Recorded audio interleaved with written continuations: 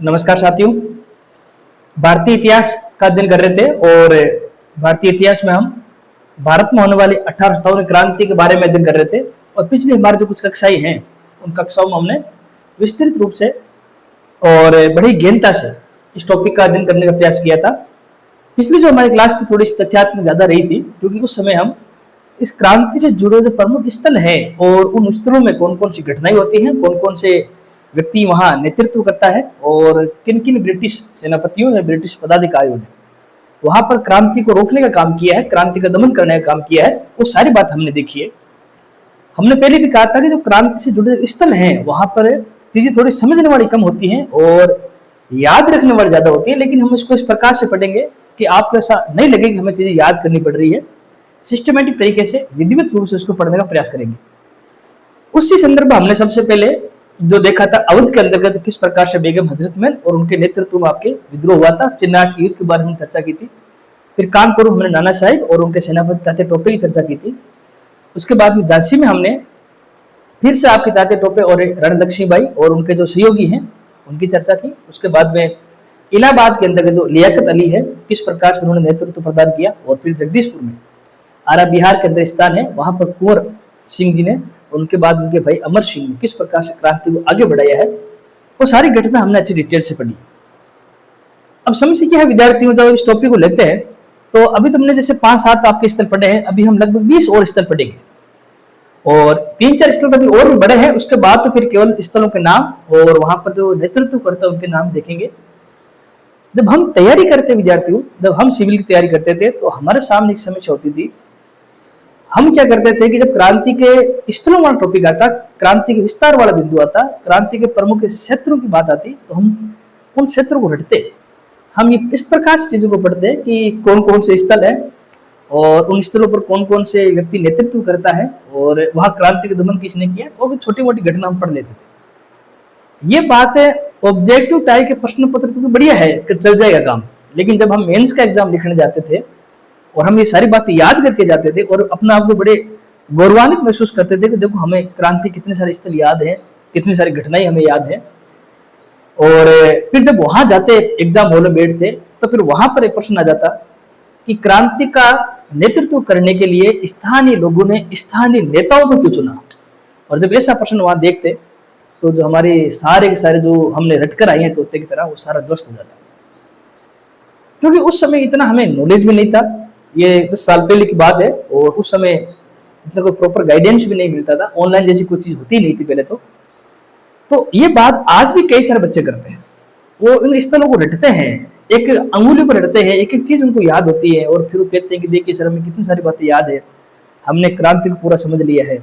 और फिर आज भी वो सवाल मैं उनसे पूछता हूँ कि जैसे आप मान लीजिए इस बात को, अवध के अंतर्गत बेगम हजरत महल ने विद्रोह किया, झांसी के अंदर लक्ष्मण ने विद्रोह किया, कानपुर में आपके नाना साहब ने विद्रोह किया, बिहार के अंतर्गत आपके कुंवर सिंह ने विद्रोह किया, इलाहाबाद में लियाकत अली ने विद्रोह किया, फैजाबाद में मौलवी अहमदुल्ला ने विद्रोह किया, बड़ौत में शाहमल ने विद्रोह किया, बरेली में खान बहादुर खां के नेतृत्व में बख्त खान ने आपको विद्रोह किया।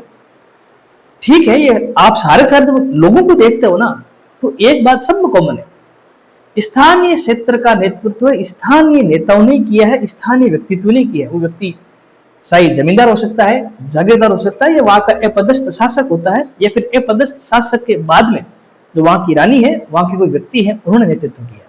और कक्षा 12 की एनसीईआरटी इसी प्रश्न को उठाती है कि क्रांति के समय लोगों ने अपना नेतृत्व करने के लिए दूसरे क्रांतिकारी की जगह पुराने शासकों को नेतृत्व करने के लिए क्यों कहा।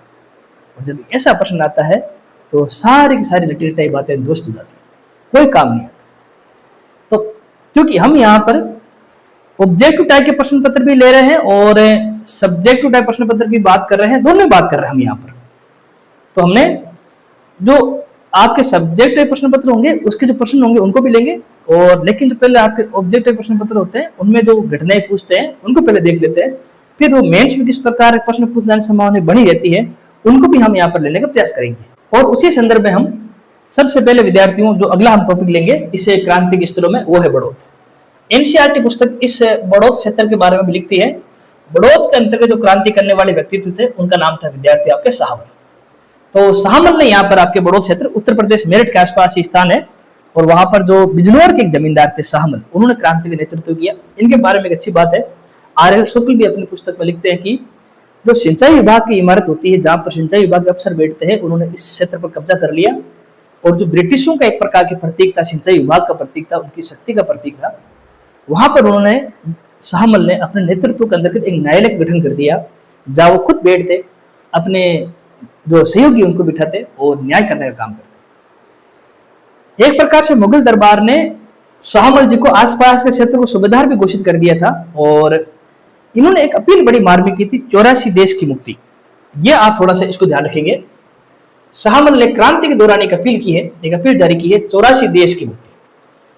कहते हैं कि यहाँ पर 84 देश का मतलब हो गया कि ऐसा माना गया है कि जो बड़ौत है उसके आसपास के 84 गांव थे, पहले उन्हीं के परिवार का उन पर अधिकार था, उन्हीं के परिवार का नियंत्रण था। लेकिन अब धीरे धीरे ब्रिटिश नीति की वजह से ब्रिटिश आपकी प्रक्रियाओं में शामिल होता गया है। तो वहां पर उन्होंने मार्मिक अपील की कि 84 जो गांव है, जो क्षेत्र है, उनकी हमें मुक्ति करनी है वापस ब्रिटिश शासन से, स्वयं का उस पर नियंत्रण स्थापित करना है। तो लोगों को एकजुट करने के लिए उन्होंने इस प्रकार की अपील की। इन्होंने जो ब्रिटिश साम्राज्य की जो जड़ें हैं, जैसे संचार विभाग है, जैसे मान लीजिए कोई आपके परिवहन के साधन है, इसी प्रकार से कोई जैसे मान लीजिए सड़कें हैं, यातायात के साधन है, जो भी ब्रिटिश साम्राज्य की शक्ति का प्रतीक था, उनको ध्वस्त करने का काम किया। यहाँ तक कि पुलों को भी उड़ा दिया गया जिसका निर्माण ब्रिटिशों ने निर्माण किया था। तो शाहमल ने एक प्रकार से इस बड़ौत क्षेत्र के अंतर्गत अपनी धाक स्थापित कर ली थी। और कहीं ना कहीं आम लोगों के मन के अंदर भी ब्रिटिश साम्राज्य का भय आपके जाता रहा। इसका हमें परिणाम भी देखने को मिला। ब्रिटिशों से एक भिड़ंत के अंतर्गत हम देखते हैं कि युद्ध में शाहमल वीर गति प्राप्त होते हैं, लेकिन ब्रिटिशों ने यहाँ पर भी एक कह सकते हैं कि यह मानवीय घटना की, उनकी मृत्यु के बाद उनके जो सिर है उसको धड़ से अलग किया गया और उनके पूरे सिर को शेर के अंदर घुमाया गया, ताकि लोगों के अंदर ये आपके एक प्रकार से चेतावनी दी जा सके लोगों को कि ब्रिटिशों के खिलाफ खड़ा होने की क्या आपके दुष्परिणाम सामने आ सकते हैं। तो मरने के बाद भी इनके सिर का जुलूस निकाला था ब्रिटिशों ने, एक प्रकार से भारतीय लोगों को चेतावनी देने के लिए। अगला जो हम लेंगे यहाँ पर स्थल, वो है विद्यार्थी बरेली। बरेली का जो विद्यार्थी नेतृत्व करता है, वैसे तो आपके जो रुहेलखंड के एक भूतपूर्व शासक थे खान बहादुर खान। तो ये शायद मेरे हिसाब से सवाल आपके खान बहादुर खान, ये फर्स्ट ग्रेड पूछा गया था एक बार। खान बहादुर खान रुहेलखंड के भूतपूर्व शासक थे, उन्होंने बरेली के अंदर नेतृत्व किया। लेकिन इनके जो सेनापति की भूमिका निभाने वाले थे और वास्तविक नेतृत्व करता जो यहाँ पर हमें दिखाई देते हैं, जिन्होंने धरातल पर काम किया था, वे थे विद्यार्थी भक्त खां। हम सब जानते हैं कि ब्रिटिशों की सेना थी, तोपखाना सेना, वहां पर एक सामान्य से जो सैनिक अधिकारी रूप में कार्य करते भक्त सिंह, ये भक्त खां। फिर उन्होंने बरेली के अंतर्गत खान बहादुर खां के नेतृत्व में विद्रोह आगे बढ़ाया और एक समय इनकी पहुंच दिल्ली तक हो गई। फिर दिल्ली में बहादुर शाह ने अपने पुत्र की जगह, मिर्जा मुगल की जगह, इन्हीं भक्त खां को आपके प्रधान सेनापति बनाया था। एक प्रकार से दिल्ली में क्रांति का मुखिया, क्रांति को गति देने वाला काम आपके भक्त खां जी ने किया था। उनका संबंध विद्यार्थी पहले है, देखते हैं आपके कहाँ है, ये आपके बरेली से है। विंसेंट आयर, विंसेंट आयर तो आपने नाम सुना था, बिहार के अंदर, आरा के अंदर भी, जिन्होंने क्रांति का दमन करने का काम किया था। तो विंसेंट आयर है, उन्होंने बाद में आपके बरेली के अंदर आपके विद्रोह का दमन किया था। तो कई बार वनडे एग्जाम इस प्रकार के सवाल पूछते हैं, तो हम उसको भी लेकर चल रहे हैं। अगला जो आपके स्थान है जिसके बारे में बड़ी चर्चा होती है, वो है विद्यार्थी फैजाबाद। यहां पर मौलवी अहमदुल्ला, मौलवी जो अहमदुल्ला थे, उन्होंने यहां पर क्रांति का नेतृत्व किया। धार्मिक संगठन से जुड़े हुए थे और मूलतः इनका नाम सिकंदर शाह था और ये मद्रास के रहने वाले थे। हैदराबाद में इनकी शिक्षा दीक्षा हुई, धार्मिक संगठन से जुड़े हुए थे। कहते हैं कि विद्यार्थियों, मौलवी अहमदुल्ला ने ब्रिटिशों के खिलाफ 1857 क्रांति में जिहाद का नारा बुलंद किया। सवाल ये भी पूछा गया था, जिहाद मतलब एक प्रकार का धार्मिक युद्ध। मौलवी अहमदुल्ला ने हिंदू मुस्लिमों को एकत्रित करने के लिए और एकत्रित होने के बाद में उनको ईसाई एक प्रकार से अंग्रेजों के खिलाफ संगठित होने के लिए जिहाद का नारा यह बुलंद किया था। और हम सब जानते हैं कि होम्स ने भी कहा था कि उत्तरी भारत में अगर कंपनी के सबसे बड़ा कोई शत्रु है तो वो मौलवी अहमदुल्ला ही है। मौलवी अहमदुल्ला क्या करते थे, पार्क में बैठते थे और उनके साथ इनके अनुयायी चलते थे। ये लोगों को धार्मिक उपदेश देते थे और धार्मिक उपदेशों के आड़ में लोगों को संगठित करते थे, क्रांति करने के लिए उनको प्रोत्साहन देते थे, उनको उत्तेजित करते थे और ढोल बजाते हुए अपना प्रचार करते थे। इसीलिए इनको डंका शाह या नक्कारा शाह भी कहा गया। ध्यान रखना, ये जो मौलवी अहमदुल्ला है, इनके लिए विद्यार्थी नक्कारा शाह या फिर आपके डंका शाह जैसे शब्द का इस्तेमाल आपके किया जाता है। तो कई ज्यादा इसमें जनरल बात नहीं कि आप याद नहीं रख सकते, सामान्य बात है। और विद्यार्थी इन्होंने तो एक बार तो स्वयं को अवध का बादशाह भी घोषित कर दिया था। कहते हैं कॉलिन कैंपबेल, जिन्होंने कानपुर के और अवध के विद्रोह का दमन किया था, कॉलिन कैंपबेल ने, उसी कॉलिन कैंपबेल को मौलवी अहमदुल्लाह ने 2 बार परास्त कर दिया था। तो आप सोचिए किस स्तर की स्वतंत्रता सेनानी रहे होंगे। और ब्रिटिशों के खिलाफ उन्होंने जिहाद का नारा बुलंद किया है, इसलिए ब्रिटिशों ने इनके खिलाफ 50,000 रुपए के इनाम की घोषणा की थी। आप सब जानते हो, हमने ऐसे एक इनाम की घोषणा पढ़ी थी आपके नाना साहब के विरुद्ध, जब बीबीगढ़ के अंतर्गत जो ब्रिटिश स्त्रियां और बच्चों की आपके उनको बहुत घाट उतारा है, उसके फिर खिलाफ एक प्रकार से प्रतिक्रिया देने के लिए और ब्रिटिश जो आपके सेनापति उन्होंने नाना साहब के खिलाफ 1 लाख रुपए के इनाम घोषित किया था। ठीक उसी प्रकार अहमदुल्लाह को रोकने के लिए, उनको पकड़ने के लिए उनके ऊपर 50,000 रुपए के इनाम की घोषणा की थी। बाद में पकड़े भी गए थे और इनको एक प्रकार से इनकी आपकी हत्या भी कर दी गई थी। और अंत में फैजाबाद में जो जनरल रेनाल्ड है, कर्नल रेनाल्ड है, उन्होंने आपके बरेली फैजाबाद के अंतर्गत आपके क्रांति का दमन किया था। तो यहाँ पर एक और आपके ब्रिटिश पदाधिकारी का नाम है आपके रेनाल्ड। अब विद्यार्थियों अगर आप ध्यान से देखेंगे तो जब हमने अवध का अंदर पढ़ा था लखनऊ में, तो हमने वहां पर कॉलिन कैंपबेल का नाम पढ़ा, कानपुर के अंदर कॉलिन कैंपबेल का नाम पढ़ा, इलाहाबाद के अंदर हमने कर्नल नील का नाम पढ़ा, बिहार के अंदर हमने विलियम टेलर और विंसेंट आयर का नाम पढ़ा, अभी हमने बरेली के अंदर विंसेंट आयर का नाम पढ़ा और फैजाबाद में हमने कर्नल रेनाल्ड का नाम पढ़ा। ये वो व्यक्तित्व हैं जिन्होंने जगह जगहों पर क्रांति के दमन करने का भी काम किया था। तो इस प्रकार से जो मुख्य रूप से जो 7-8 स्थल है, प्रमुख रूप से जो बड़े स्थल हैं जहां पर हमें थोड़ी सी अधिक ब्रिटिश विरुद्ध गतिविधि नजर आती है, उन सब की हमने चर्चा की है। अभी भी कम से कम 20 नाम और हैं। तो क्योंकि कई बार बच्चे कहते हैं कि सर वनडे एग्जाम इस सवाल पूछे जाते हैं, ऑब्जेक्टिव टाइप प्रश्न पत्रों में से सवाल पूछे जाते हैं, इससे हम असहमति व्यक्त भी नहीं कर सकते। तो जो मुख्य है, अब देखो विद्यार्थी अगर कोई सवाल आएगा तो मेरे हिसाब से 90% सवाल इनमें से आ जाएगा, 10% की संभावना तो बनी रहती है और उन 10% को भी हम लेने की कोशिश करेंगे। अब कुछ आपके क्रांति के स्थल हैं, उन स्थलों के मैं यहाँ पर नाम लिखूंगा और वहां के जो नेतृत्व करता है मैं उनके आपका नाम बता दूंगा, तो आप उनको नोट कर लीजिए। फिर कोई क्रांति के स्थल से जुड़ा हुआ सवाल को बाहर से जाने की संभावना नहीं रहेगी। फिर भी मैं कह रहा हूँ कि आप अपने किताबों का भी सहारा लें, उनको भी पढ़ें और उनको भी अच्छी तरीके से देखते रहे, ताकि सारे सवाल, सारे जो हमारे मन में डाउट एकदम क्लियर हो जाए। तो अब जो क्रांति के अन्य स्थल है, उन स्थलों की मैं यहाँ पर चर्चा करता हूँ, एक नाम लिख लेते हैं और उनके नेतृत्व करता हूँ कि हम यहाँ पर नाम लिख लेते हैं। क्रांति के अन्य स्थलों में सबसे पहले उत्तर प्रदेश के जो स्थल हैं बचे हुए, उनको ले लेते हैं। जैसे कि आपको उत्तर प्रदेश में एक स्थान है बुलंदशहर। बुलंदशहर के अंतर्गत मोहम्मद वालिदात खान नेतृत्व किया था। मथुरा के अंदर आपके देवी सिंह का नाम मिलता है। गोरखपुर के अंतर्गत आपके गजाधर सिंह का नाम मिलता है और मेरठ के अंदर आपके कदम सिंह जी का नाम मिलता है। तो उत्तर प्रदेश के कुछ और अन्य स्थल हैं, उन स्थलों की यहाँ पर चर्चा कर लेते हैं। जैसे एक नाम आता है आपके बुलंदशहर। बुलंदशहर के अंतर्गत मोहम्मद वालिदात खान, नाम थोड़े से याद रहे तो ठीक है और 1-2 बार देख लेंगे, रटते नहीं है, वालिदात खान तो हो जाएगा आपका काम। दूसरा जो आपके स्थल है मथुरा, इनका सवाल शायद परीक्षा पूछ लिया गया है। मथुरा से जो आपके नेतृत्व करता हमें दिखाई दे रहे हैं वो है विद्यार्थी आपके देवी सिंह।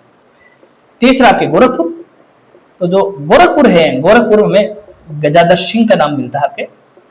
और इसके बाद में जो आपके चौथा स्थान है यहाँ पर मेरठ, और मेरठ से जो हमें व्यक्तित्व नजर आते हैं वह कदम सिंह। तो इस प्रकार से जो स्थल है और उनके स्थलों के नेतृत्व करता है उनकी मैंने बात कर ली।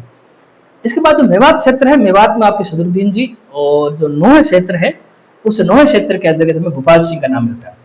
तो जो हमारे राजस्थान से लगता है क्षेत्र, उत्तर प्रदेश का हम कह सकते हैं मेवात क्षेत्र, और वहां पर जो क्रांति के अंदर नेतृत्व करता मिलते हैं उनका नाम है सदरुद्दीन। और नोहा भरतपुर के आसपास क्षेत्र है और राव भोपाल सिंह, राव भोपाल सिंह ने यहाँ पर विद्यार्थी आपके क्रांति का नेतृत्व किया था। तो छोटे मोटे स्थल है, 1-2 बार पढ़ेंगे तो आपको भी याद हो जाएंगे। छोटा नागपुर का पठार, वहां पर पीताम्बर, नीलांबर, इसके बाद में रघुदेव जैसे नाम नजर आते हैं। और असम के अंतर्गत आपके जो अहम वंश शासक है उनके दीवान मणिराम कंदरपेश्वर नाम आता है। इसी प्रकार जो कुल्लू की पहाड़ी क्षेत्र है वहाँ राजा प्रताप सिंह का नाम आता है। वीर भूमि बंगाल क्षेत्र वहाँ करीम खान का नाम नजर आता है।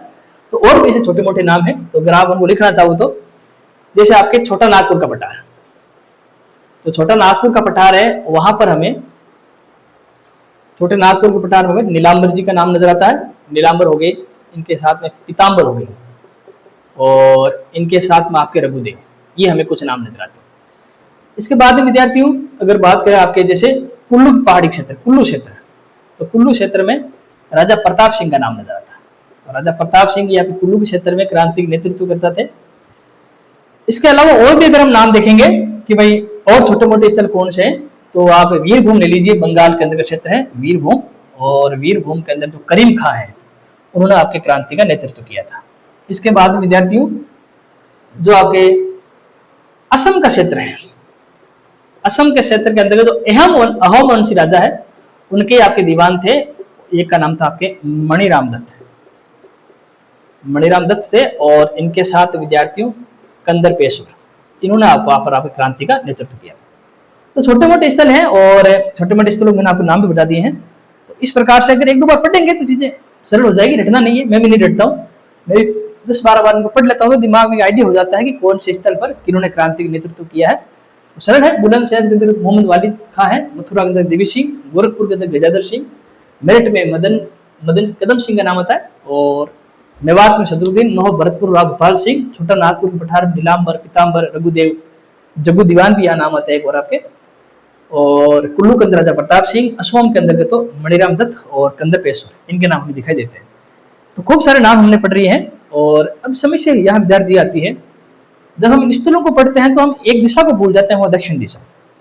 दक्षिण भारत की अगर चर्चा करें क्रांति के अंतर्गत, जिसकी हमें निश्चित रूप से सहभागिता नजर आती है, कुछ पुस्तकों में दक्षिणी भारत के स्थलों को उतना नहीं बताया जाता है, कुछ पुस्तकों में बता दिया जाता है, लेकिन वी डी देवेकर जी ने south India in 1857 war of independence अपनी इस पुस्तक में दक्षिणी भारत के जो स्थल हैं, दक्षिणी भारत के जो क्रांति का नेतृत्व करता है, दक्षिणी भारत में किस प्रकार से क्रांति आपकी विस्तृत होती नजर आती है, उन सारी बातों को उल्लेख किया है। जैसे आपके बात करेंगे, अगर सतारा की बात करेंगे तो वहां हमें रंगाजी बापू गुप्ते का नाम नजर आता है, कोल्हापुर की बात करेंगे तो वहां हमें अन्नाजी फडणवीस का नाम नजर आता है, गोवा की अगर हम बात करेंगे तो वहां दीपूजी रागा का नाम नजर आता है, कर्नाटक की बात करेंगे तो रामचंद्र राव, भीमराव और छोटा सिंह का नाम नजर आता है, केरल की अगर बात करेंगे तो वहां हमें विजय कुदारत जी का नाम नजर आता है, कौन जी सरकार का नाम नजर आता है, मुल्ला अली का नाम नजर आता है। अगर हमें पश्चिम पूर्व तरफ जाएंगे तो पूर्व की दिशा की तरफ हमें जो मद्रास का क्षेत्र वहां पर है, गुलाम गोश और सुल्तान खां का नजर नाम आता है।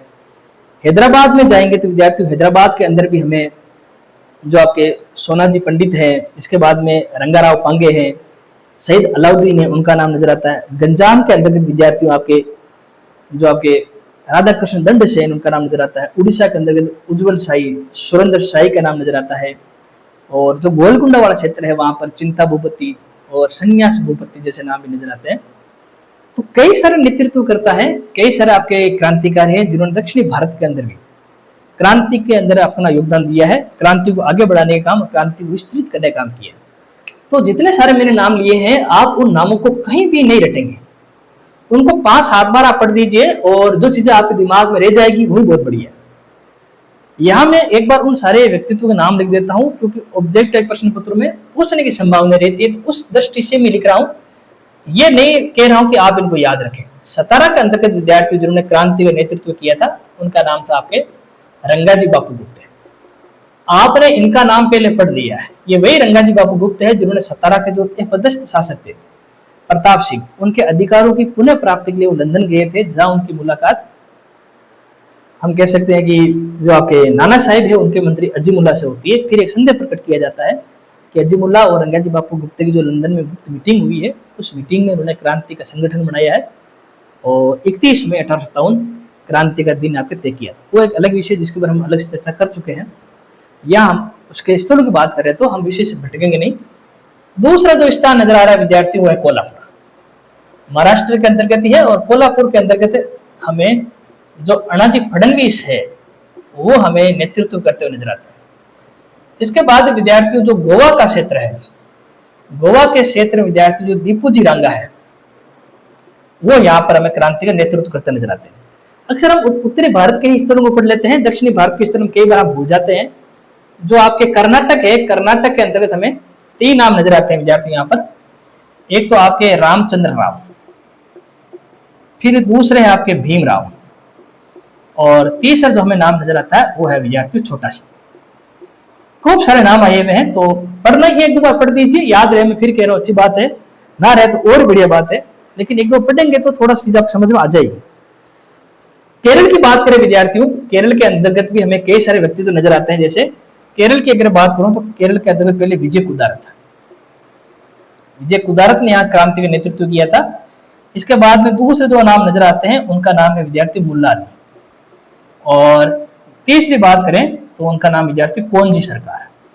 तो यहाँ पर अगर देखेंगे विशेष तौर से जो पश्चिमी क्षेत्र है हमारा दक्षिणी भारत का, जो पश्चिमी क्षेत्र है वहां पर हमें कुछ नाम नजर आए हैं। और अगर मैं पूर्व क्षेत्रों की बात करूंगा, यहाँ पर विद्यार्थी उड़ीसा, और उड़ीसा में हमें जो सुरेंद्र शाही है, सुरेंद्र शाही, और इनके साथ में एक और नाम नजर आ रहा है आपके उज्जवल शाही। इनका सवाल परीक्षा में पूछ लिया गया है, तो थोड़ा सा भाई इनका ध्यान रखना। इसके बाद में जो गंजाम क्षेत्र है उड़ीसा के अंतर्गत, गंजाम क्षेत्र के अंतर्गत जो राधा कृष्ण दंड सेन है उनका नाम हमें नजर आता है। राधा कृष्ण आपके जो दंड सेन है उनका नाम नजर आता है। तो आप इन चीजों को एक बार पढ़ेंगे तो सारी चीजें आपके लिए आसान हो जाएगी। इसके बाद विद्यार्थियों यहाँ पर एक नाम और नजर आता है विद्यार्थियों में, गोलकुंडा। तो जो गोलकुंडा के अंतर्गत हमें चिंता भूपति, चिंता भूपति, और इनके साथ में एक और नाम है आपके संन्यास भूपति। ये भी नाम थोड़ा सा ध्यान रखें। तो चिंता भूपति और संन्यास भूपति। इसके बाद विद्यार्थी हैदराबाद है। जो हैदराबाद है वहां पर हमें 2-3 नाम नजर आते हैं। जैसे एक तो आपके रंगाराव पांगे, तो रंगाराव पांगे के नाम आप याद रखें। एक जो नाम है विद्यार्थियों आपके सैयद अलाउद्दीन। देखो मैंने पहले भी आपसे कह दिया है और मैं फिर से आपसे कह रहा हूं कि ये नाम इसलिए बता रहा था कि वनडे एग्जाम काम आ जाए, और वनडे एग्जाम के अलावा ये नाम हमें और इतने के काम नजर आने वाले है नहीं, तो इसलिए बता रहा हूं आपको। तो रंगाराव पांगे, सैयद अलाउद्दीन, और इसके बाद में सोनाजी पंडित, सोनाजी पंडित। तो ये नाम थोड़ा सा आप देख ले। और इसके बाद में यहाँ पर विद्यार्थी मद्रास, मद्रास के अंतर्गत भी हमें एक तो गुलाम घोष, गुलाम घोष का नाम नजर आता है, और एक आपके सुल्तान खां, ये सुल्तान बख्श, इनका नाम नजर में आता है। तो ये थोड़े से एक बार आप देख लेना। लेकिन विद्यार्थियों जैसा कि मैंने पहले भी कहा था, नाम को याद रखना बड़ी बात नहीं है, और उस संदर्भ में एनसीईआरटी को हम जाएंगे तो हमें फिर से एनसीईआरटी अचंभित करती हुई नजर आएगी। एनसीईआरटी ने जो सवाल पूछा था, जिसके बारे में हमने पहले भी चर्चा की थी, कि इतने सारे जो नेतृत्वकर्ता हैं उन नेतृत्वकर्ताओं ने स्थानीय नेताओं को ही अपना नेता क्यों चुना। एक सामान्य अर्थ में अगर इस बात को हम समझने का प्रयास करें, जैसे अगर आप अवध के क्षेत्र में जाएंगे तो वहां पर आपको बेगम हजरत महल का नाम नजर आएगा। झांसी की ओर जाएंगे तो हमें लक्ष्मीबाई का नाम नजर आएगा। कानपुर की ओर जाएंगे तो हमें नाना साहिब का नजर नाम आएगा। इलाहाबाद की ओर जाएंगे तो हमें लियाकत अली का नाम नजर आएगा। जगदीशपुर की ओर जाएंगे तो हमें आपके माँ कुंवर सिंह का नाम नजर आएगा, उनके भाई अमर सिंह का नाम नजर आएगा। बड़ौद क्षेत्र में हमें शाहमल का नाम नजर आएगा। जैसे आप देखते हो सतारा के अंतर्गत रंगाजी बापू गुप्ते, आपके कोल्हापुर के अंदर अण्णाजी फडणवीस, या फिर आप उड़ीसा को और सुरेंद्र शाही, उज्जवल शाही, इन सारे जब आप नामों को देखते हो ना, तो एक जो कॉमन प्रश्न आपको यहाँ पर सामने आता है हमारे, कि स्थान विशेष के लोगों ने क्रांति करने के लिए किस स्थान विशेष के लोगों को चुना, और जो जिन लोगों को चुना गया है वो कहीं ना कहीं राजघराने से जुड़े हुए हैं, कहीं ना कहीं वो जमींदार वर्ग से जुड़े हुए हैं, कहीं ना कहीं वो आपके जागीरदार वर्ग से जुड़े हुए हैं, या फिर कोई ऐसा व्यक्ति है जो ब्रिटिश नीतियों से प्रभावित है। कक्षा 12 की जो एनसीईआरटी है, विद्रोह और राज है, वो आप उस पुस्तक को अगर पढ़ेंगे, उस पाठ अगर आप पढ़ेंगे वहां पर, तो यहाँ से जो जितने भी नाम आपको बताइए ना, इसके 20% नाम भी वहां नहीं है। तो इसका अर्थ यह नहीं है कि एनसीईआरटी पुस्तक खराब है, बिल्कुल नहीं। हमें ये सोचना पड़ेगा कि जो हमारा अध्ययन करने का जो तरीका है वो थोड़ा सा खराब है। एनसीईआरटी पुस्तकें घटनाओं को ज्यादा महत्व देती है, घटनाओं के नाम को महत्वपूर्ण नहीं मानती। वो आपको ऐसा नहीं बताएगी कि सारणी बना दी आपके, जैसे गाइडों बनती है कि एक तरफ सारणी बन गई है, स्थानों के नाम लिख दिए गए हैं और किन किन लोगों ने नेतृत्व कर दिया है, वैसा कुछ नहीं होगा। एनसीईआरटी पुस्तक आपको 4-5 नाम बताएगी और फिर वो आपसे प्रश्न पूछेगी कि बताइए आप कि आखिरकार स्थानीय लोगों ने क्रांति का करने के लिए अपने स्थान विशेष के लोगों को नेता क्यों चुना, साधारण व्यक्ति को नेता क्यों नहीं बनाया। अधिकतर हम देखेंगे जो आपके जो बड़े जागीरदार हैं, बड़े जो जमींदार वर्ग के लोग हैं, अपदस्थ शासक हैं, अपदस्थ कर्मचारी हैं, उन्होंने कहीं ना कहीं आपके क्रांति का नेतृत्व किया था, जिनके कई सारे उदाहरण मैंने आपको बताए। और आरएस मेंस में से सवाल आते हैं, यहां से ऐसे कोई सवाल आपके मेंस में आपको दिखाई नहीं देंगे, तो फिर उस प्रश्न से डील कैसे करेंगे। तो विद्यार्थी उसका जो हम पहला जो हमें तर्क नजर आता है कि जो स्थान विशेष के लोगों ने जिन लोगों को नेतृत्व करने के लिए चुना है वो अपने स्थान विशेष में लोकप्रिय थे। झांसी में अगर जाएंगे तो लक्ष्मीबाई से अधिक लोकप्रिय कोई व्यक्तित्व हमें नहीं नजर आएगा।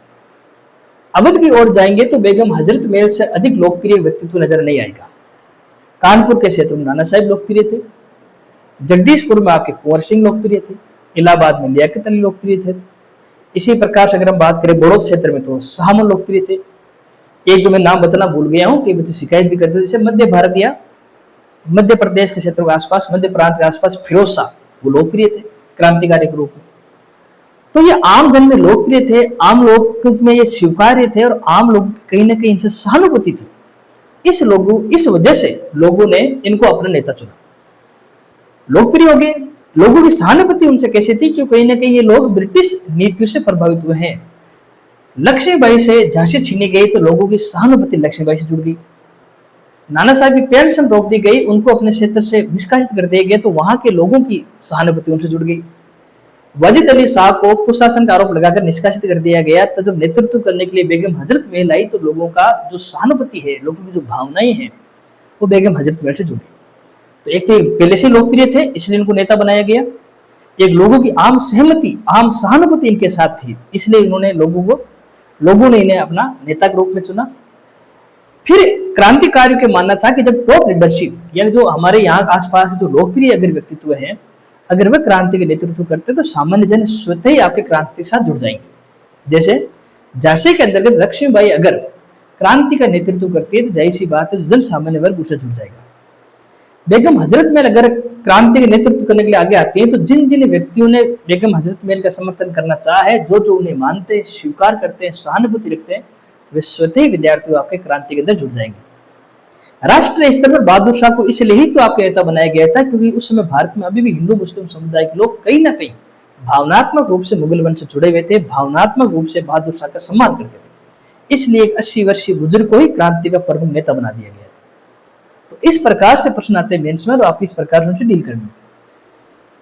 हम जो पढ़ते थे तो मैंने पहले बात की है, और हमें थोड़ा सा हम गड़बड़ कर देते थे, मूर्खतापूर्ण कार्य कर देते थे, जहां हम केवल फैक्ट पढ़कर चले जाते थे और अपना आप को स्वीकार कर लेते थे कि हमें क्रांतिशाली याद है।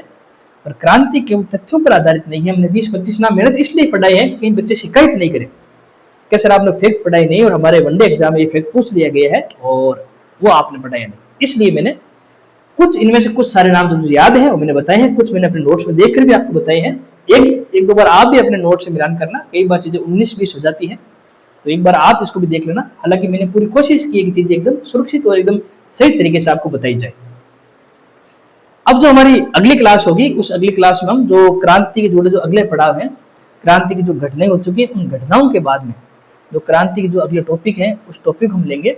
तब तक आप अच्छी तरीके से जितना हम पढ़ चुके हैं क्रांति से जुड़ी बातें, चाहे उसका अर्थ हो, चाहे पदाधिकारी हो, चाहे क्रांति की जो ईस्ट इंडिया कंपनी का स्वरूप हो, क्रांति के जो कारण हो, क्रांति का प्रसार कैसे हुआ, क्रांति का प्रारंभ कैसे हुआ, दिल्ली से लेकर हम दक्षिणी भारत तक बहुत सारे हमने नामों के बारे में पढ़ा है। आप उन नामों को अच्छी तरीके से पढ़े, लेकिन नोट्स पढ़ा तो ध्यान रखें, आप प्री के अकॉर्डिंग नोट्स नहीं बनाए, आप मेंस के अकॉर्डिंग नोट्स बनाए। जो हमारी क्लास है ये आपके वस्तुनिष्ठ टाइप के जो प्रश्न पत्र होते हैं उनके लिए भी उतनी उपयोगी है जितनी आपके आरएस मेंस के लिए विद्यार्थियों के लिए है। तो आप इस क्लास को देखें। अगर आपको चीज समझ में नहीं आई तो एक दो बार और क्लास को देखें, फिर अपनी किताबों की ओर जाए, फिर दोनों को आप चीजों को मिक्स करें और फिर एक अच्छे और बेहतर नोट्स बनाएं ताकि चीजें और आपके लिए सरल हो जाए। तो जो मैंने कहा है कि केवल घटनाओं को नहीं रटें, केवल स्थानों को नहीं रटें, स्थानों को अंदर क्रांति करने वाले व्यक्तित्व को नहीं रटें, हमें ये प्रश्न भी पता होना चाहिए कि आखिरकार इन व्यक्तियों को ही क्रांति का नेता क्यों चुना गया, इसके पीछे लोगों की क्या धारणा थी, क्या मनोदशा थी, उसको भी हमने ठीक तरीके से देख लिया। तो आशा है आपको क्लास समझ में आई होगी और आप अच्छे से पढ़िए और अगली क्लास में मिलते हैं, इसी क्रांति को आगे बढ़ाएंगे। तब तक के लिए धन्यवाद।